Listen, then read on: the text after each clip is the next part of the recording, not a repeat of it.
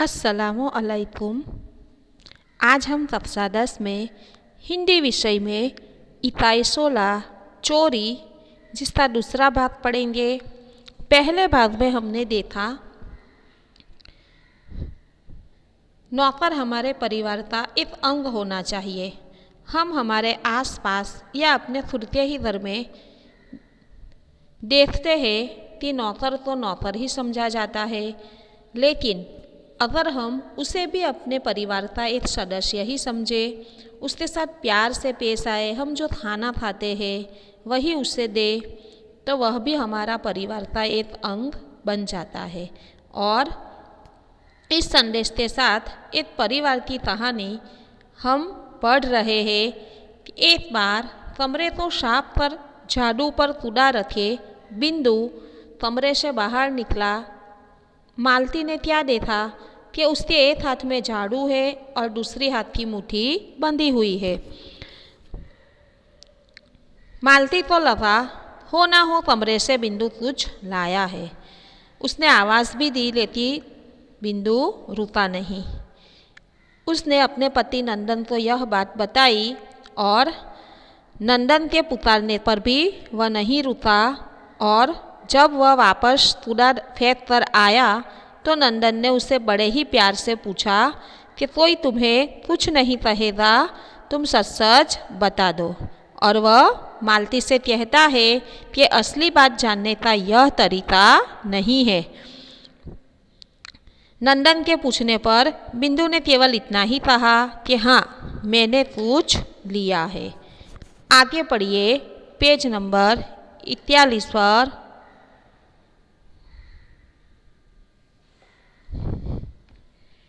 बिंदु के होठ फूले, जैसे कुछ कहना चाहता हो, फिर बंद हो गए।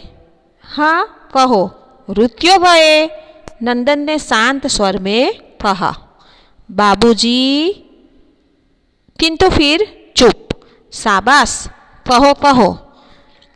कि बिंदु के होठ फूले, होठ फूलना यानी कुछ बोलना, कि वह कुछ बोलना चाहता था लेकिन फिर वह चुप हो गया। नंदन के कहने पर कि कहो, तुम रुक क्यों गए? बाबूजी, इतना कहकर बिंदु फिर चुप हो जाता है। बाबूजी, थोड़ी सी मेवा नीचे पड़ी थी, मैं उठा लाया।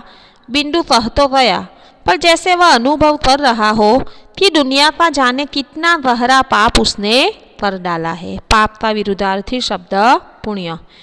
कि उसने बता तो दिया कि हाँ, मैंने थोड़ी सी मेवा नीचे पड़ी थी, वह ले ली है, उठा लाया हूँ मैं इसे, लेकिन जैसे उसने एक बहुत बड़ा पाप कर डाला हो वह महसूस करने लगा। वह अनुभव करने लगा कि सही में मैंने कोई पाप कर दिया हो।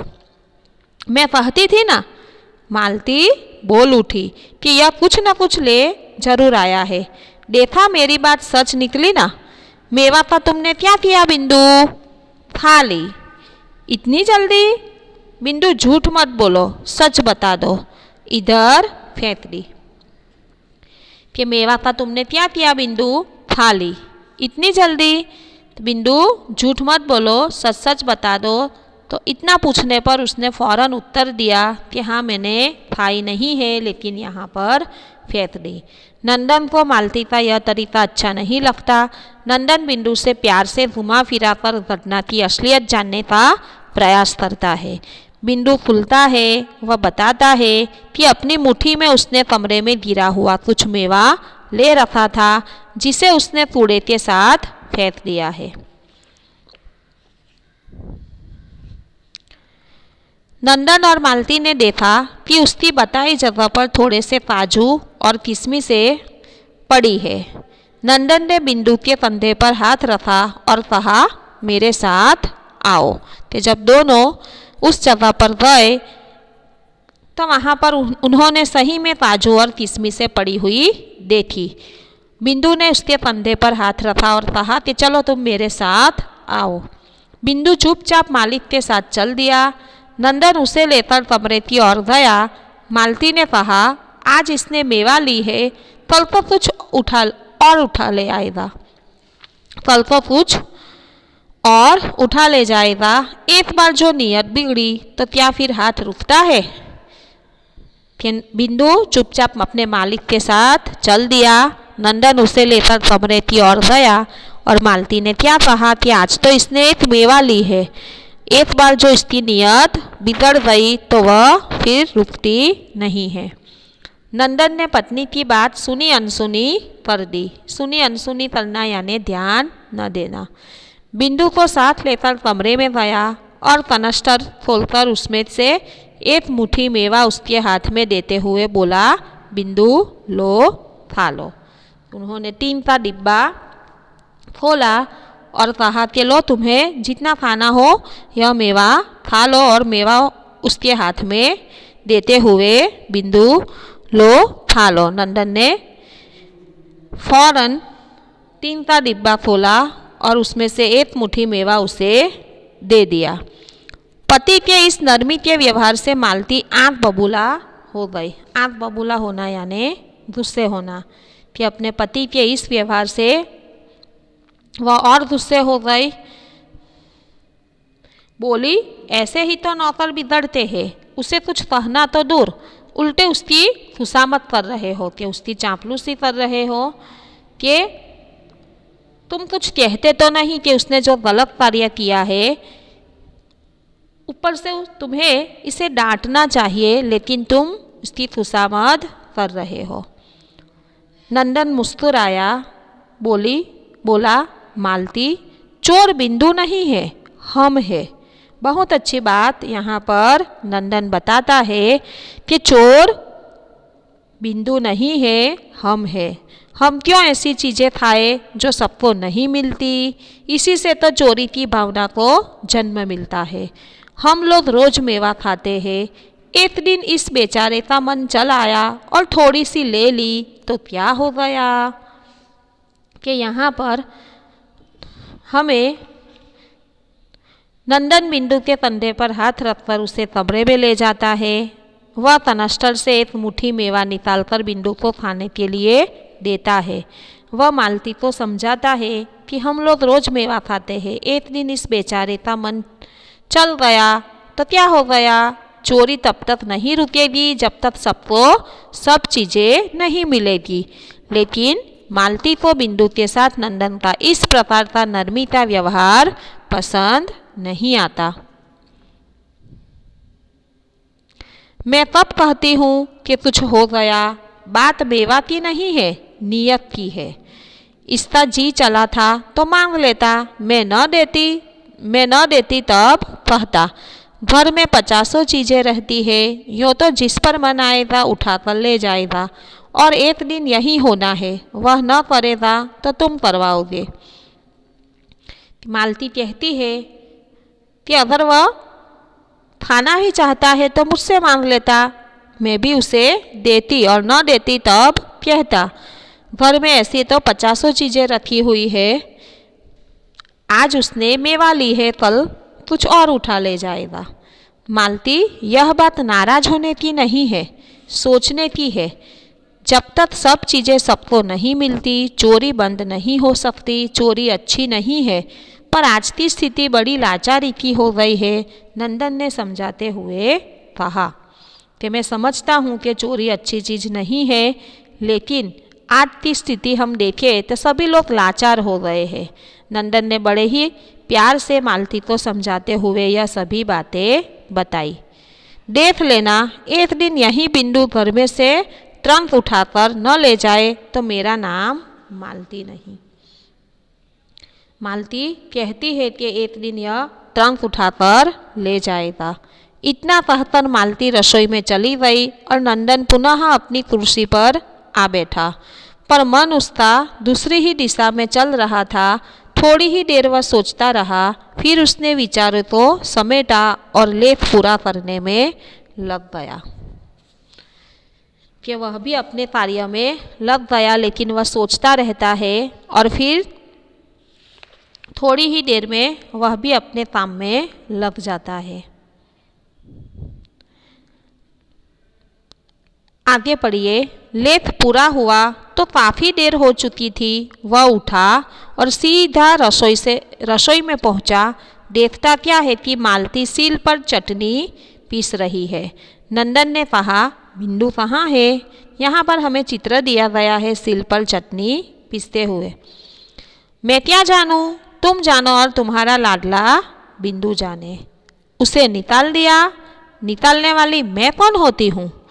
कब से नहीं है, तभी चला गया था। कि वह मालती से पूछता था कि क्या तुमने उसे निकाल दिया, और अब पूछता है कि वह कब से नहीं है, तो मालती उत्तर देती है कि वह तो तभी से चला गया। नंदन और मालती अपने अपने काम में लग जाते हैं। कुछ समय के बाद नंदन को पता चलता है कि बिंदु घर में नहीं है। मालती उसे बताती है कि वह तभी चला गया था जब यह घटना हुई थी। नंदन थोड़ा हैरानी में पड़ा। मालती ने पुनः कहा, तुम यहाँ के नौकरों को जानते नहीं? अपने घर में भी उनका हाथ रुकता नहीं।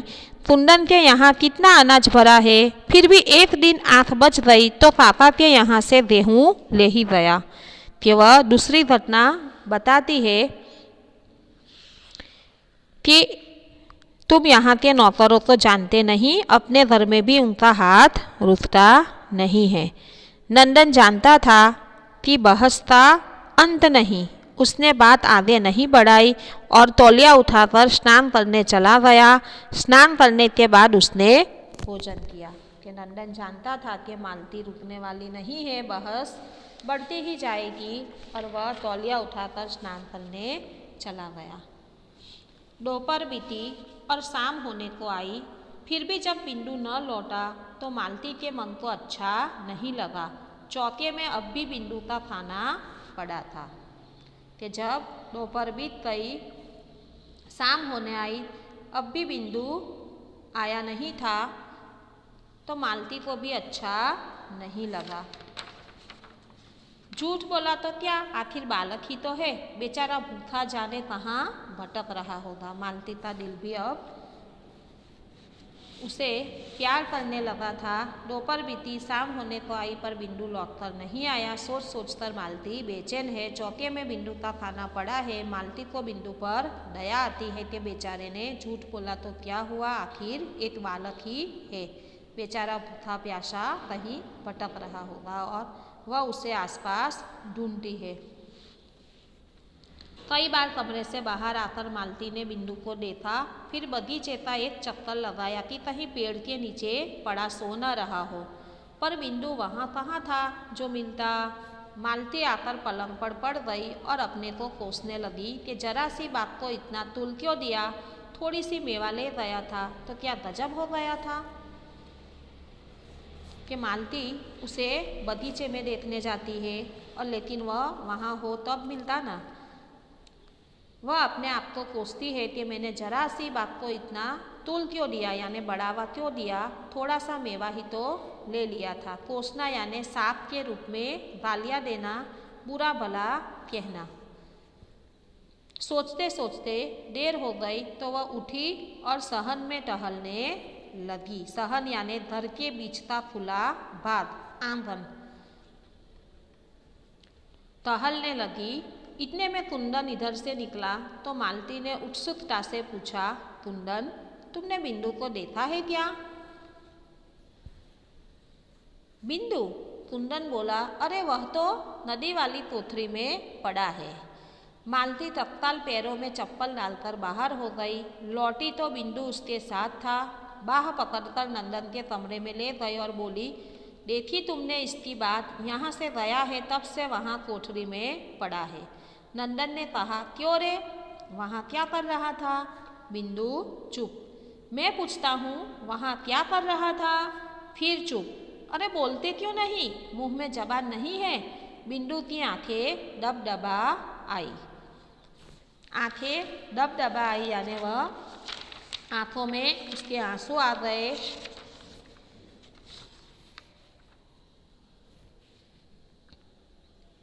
मालती ने कहा, इसका पागलपन देखो, सवेरे से कुछ नहीं खाया और भूखा प्यासा वहाँ पड़ा है। चल खाना खा। नंदन ने कुछ कहने से पहले ही वह उसे चौके में ले गई और स्वयं परोसकर उसे खिलाने लगी। बोली, भर पेट खा लेना, भूखा मत रहना। नंदन ने पत्नी की बात सुनी और एक प्रसन्नता भरी मुस्कुराहट उसके चेहरे पर दौड़ गई कि मालती शहर में सोते सोते टहल रही है। तभी कुंदन से उसे पता चलता है कि बिंदु नदी वाली कोठरी में पड़ा है। वह तुरंत वहां पहुंचती है और बिंदु को अपने साथ लेकर नंदन के कमरे में ले जाती है। वे पूछते रह जाते हैं कि वह वहाँ क्या कर रहा था, पर बिंदु के मुंह से शब्द नहीं फूटते। उसकी आंखों में आंसू आ जाते हैं। मालती उसे खाना परोसकर खिलाने लगती है। वह कहती है, भरपेट खा लेना, भूखा मत रहना। अब मालती की बात सुनकर नंदन के होठों पर प्रसन्नता भरी मुस्कुराहट दौड़ आती है कि मालती भी उसे समझती है और उसे प्यार करती है, और मालती ने भी यह बात समझ ली। आपको छोटे छोटे प्रश्नों के उत्तर यहाँ पर देना है। सभी प्रश्नों के उत्तर आपको यहाँ से मिल जाएंगे। चोरी करना अच्छा नहीं है, परंतु आज की स्थिति बड़ी लाचार हो गई है। कुंदन ने ताता के घर से क्या चुराया था? अनाज। नंदन के अनुसार किसका अंत नहीं था? बहस था। मालती किसे कोसने लगी? खुद को। एक बार नियत बिगड़ी तो फिर क्या नहीं रुकती? फिर क्या नहीं रुकता? तो हाथ नहीं रुकता। मालती ने बिंदु को कैसे खाना खिलाया? अपने हाथों से। बिंदु को अपने कमरे में ले जाकर नंदन ने कैसे मेवा दिया? मुट्ठी भर मेवा दिया। मालती ने बिंदु के साथ कैसा व्यवहार किया? स्नेहपूर्ण। बिंदु की आंखें दबदबा आई। तो यहाँ पर हमें सभी छोटे छोटे प्रश्नों के उत्तर याद रखना है। और इस कहानी का सारांश यही है कि हमें घरेलू नौकरों के प्रति जो लोगों में तरह तरह की भ्रांतियाँ फैली हुई है, यानी मतभेद है आज भी लोगों में। कई लोग घर के नौकरों को नौकर ही समझते हैं। अक्सर लोग घरेलू नौकरों को उन्हीं भ्रांतियों की कसौटी पर कसना चाहते हैं, पर सभी नौकर एक जैसे नहीं होते। यदि हम घरेलू नौकरों को अपने घर का अंग मानकर उनके साथ प्रेम पूर्ण व्यवहार करें तो हम जो खाते हैं वह नौकरों को भी खाने दे, तो नौकरों को लेकर उठने वाली जो समस्याएं हैं वह नहीं रहेगी। घर में भी शांति का माहौल होगा। इस कहानी के द्वारा हमें यही संदेश दिया गया है। धन्यवाद।